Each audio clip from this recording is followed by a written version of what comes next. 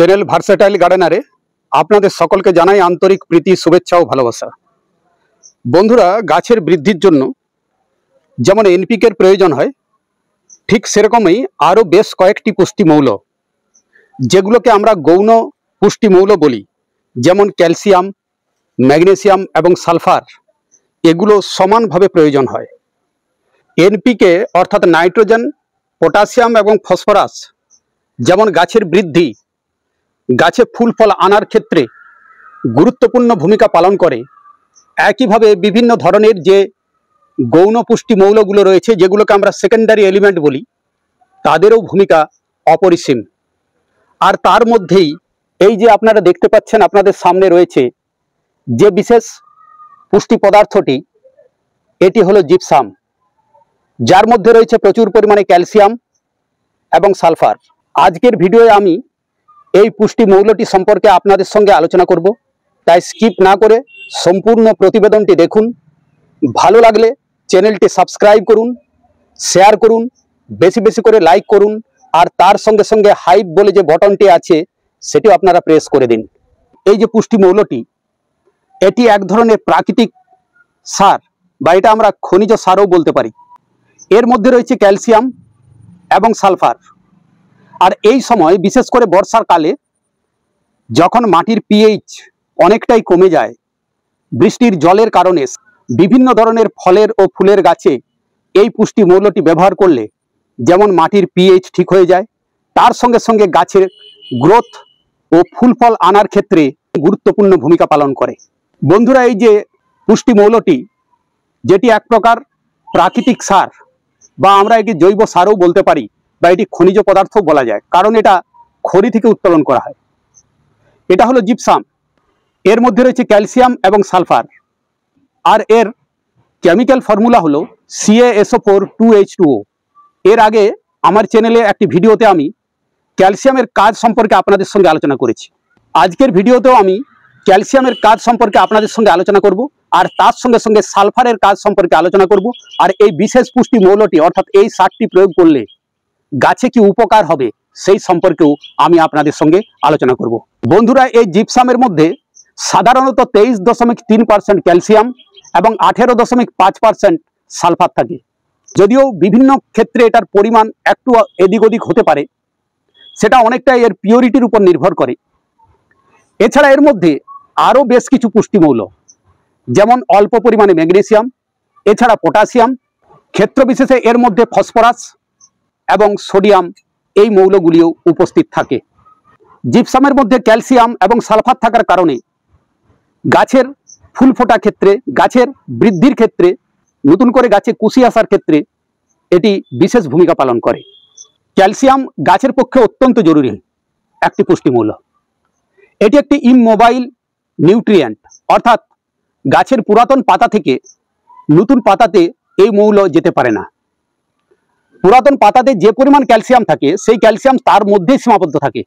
যখন গাছে নতুন করে কুশি বেরোয়, নতুন করে যে ডালপালা বেরিয়ে আসে, সেই সময় গাছের পুরাতন পাতা থেকে নতুন পাতাতে ক্যালসিয়াম আসতে পারে না।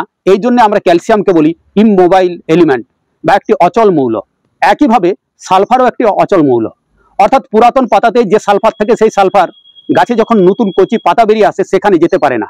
তাই এর ডেফিসিয়েন্সি সব সময় গাছে থাকে।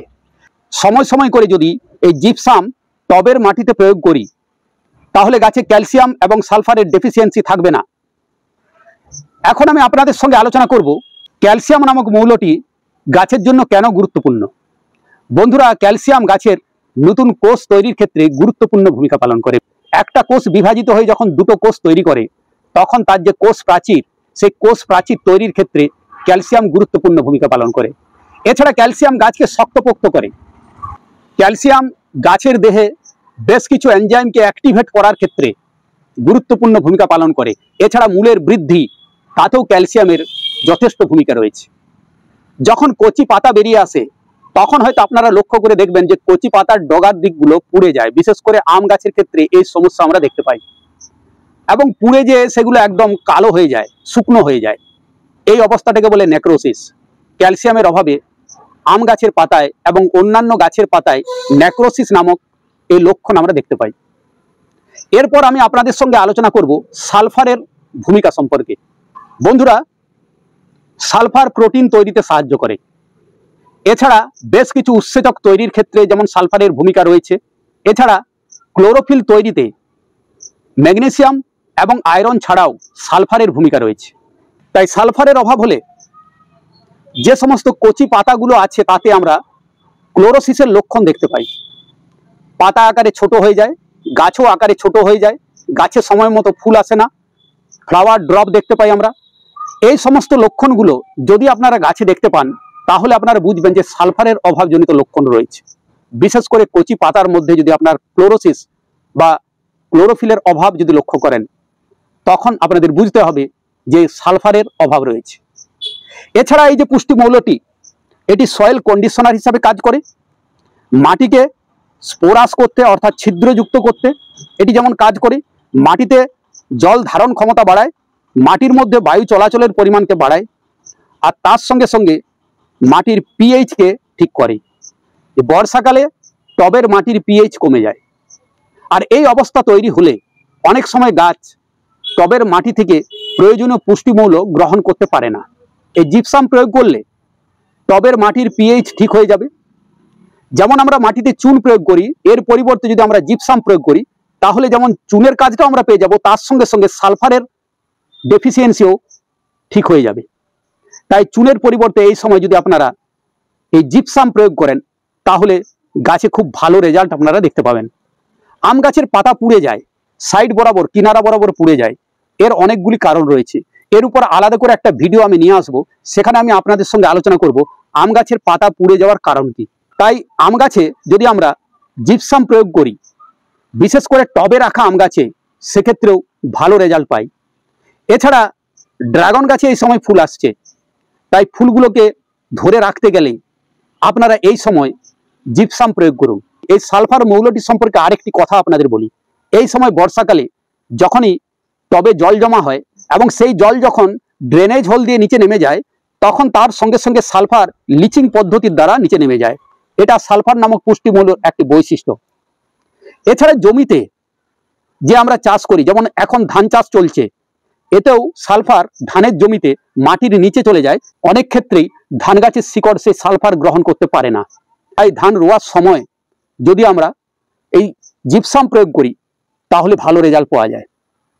এছাড়া যখনই আপনারা গাছের জন্য মিশ্র জৈব সার তৈরি করবেন, সেই জৈব সারের সঙ্গে পরিমাণ মতো আপনারা জিপসাম প্রয়োগ করতে পারেন, তাহলে ক্যালসিয়াম এবং সালফার দুটোর ডেফিসিয়েন্সি দূর হয়ে যাবে। গাছের পাতা একদম সবুজ থাকবে। পরবর্তী সময় বিশেষ করে লেবু গাছে যখন ফুল আসবে প্রচুর পরিমাণে আপনারা ফুল পাবেন। ফুলগুলো থেকে সহজেই ফলে পরিণত হবে। গাছের ক্লোরোসিসের যে সমস্যা, সেই সমস্যা থাকবে না। তাই এই পুষ্টি মৌলটি আপনারা গাছে প্রয়োগ করুন। এটা আপনারা প্রয়োগ করবেন বছরে 3 থেকে 4 বার, তাহলেই যথেষ্ট। আর যদি আপনারা মিশ্র জৈব সারের সঙ্গে মিশিয়ে এটাকে প্রয়োগ করেন তাহলে আপনারা যখনই গাছে মিশ্র জৈব সার প্রয়োগ করবেন গাছে ক্যালসিয়াম এবং সালফারের অভাবজনিত যে সমস্যা সেটা থাকবে না। এখন আমি আপনাদের সঙ্গে আলোচনা করব আপনারা কি পরিমাণ জিপসাম ব্যবহার করবেন। বন্ধুরা, এই যে দেখতে পাচ্ছেন এই যে লেবু গাছগুলি রয়েছে, যেমন এটা ইন্ডিয়ান সিকি মৌসুম্বির গাছ। দেখুন গাছের হেলথ খুবই ভালো, পাতার মধ্যে কোনো ক্লোরোসিসের সমস্যা নেই। আমি এতে সময় সময় এই জিপসাম প্রয়োগ করে থাকি জৈব মিশ্র সারের সঙ্গে। এখন আমি আপনাদের দেখাবো আপনারা জৈব মিশ্র সারের সঙ্গে ব্যবহার না করে আলাদাভাবে কিভাবে এই জিপসাম ব্যবহার করবেন। এই ধরনের প্লাস্টিকের ড্রামে যদি আপনাদের লেবু গাছ থাকে তাহলে সেক্ষেত্রে আপনারা 2 চামচের মতো এই জিপসাম ব্যবহার করতে পারেন। এইভাবে ছড়িয়ে দেবেন।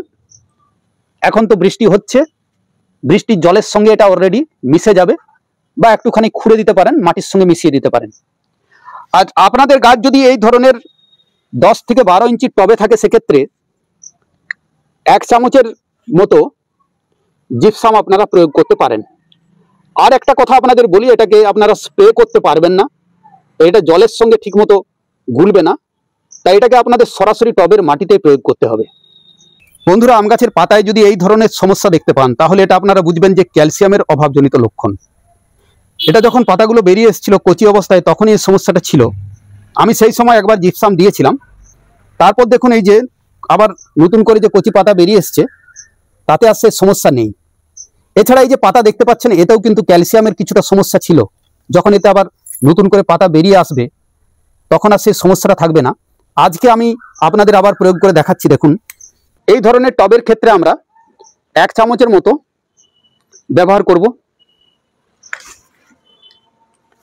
এছাড়া বিভিন্ন ধরনের ফুলের গাছে, যেমন গোলাপ গাছ, জবা গাছ, আরও যে সমস্ত ফুলের গাছ আপনাদের রয়েছে, তাতেও আপনারা নির্দ্বিধায় এই বিশেষ সারটি ব্যবহার করতে পারেন, খুব ভালো কাজ করবে। বন্ধুরা, এই ছিল আজকের প্রতিবেদন জিপসাম নামক প্রাকৃতিক সারের ব্যবহার এবং তার কাজ সম্পর্কে। আজকের এই প্রতিবেদনটি যদি আপনাদের ভালো লাগে, অবশ্যই চ্যানেলটি সাবস্ক্রাইব করবেন। তার সঙ্গে সঙ্গে আপনাদের যে সমস্ত বন্ধু বান্ধব আছেন, বিশেষ করে যে সমস্ত ছাদবাগানী বন্ধু আছেন, তাদের মধ্যে ভিডিওটি শেয়ার করবেন, বেশি বেশি করে লাইক করবেন। এবং এই ভিডিওটি লাইক করলেই সঙ্গে সঙ্গে আপনারা নিচে দেখতে পাবেন হাইপ বলে একটা নতুন অপশন এখন এসেছে, বটনটি আছে, সেটাও আপনারা প্রেস করে দেবেন। বন্ধুরা, আজ আপনাদের থেকে বিদায় নেব। দেখা হবে পরবর্তী এক গুরুত্বপূর্ণ প্রতিবেদনে। নমস্কার।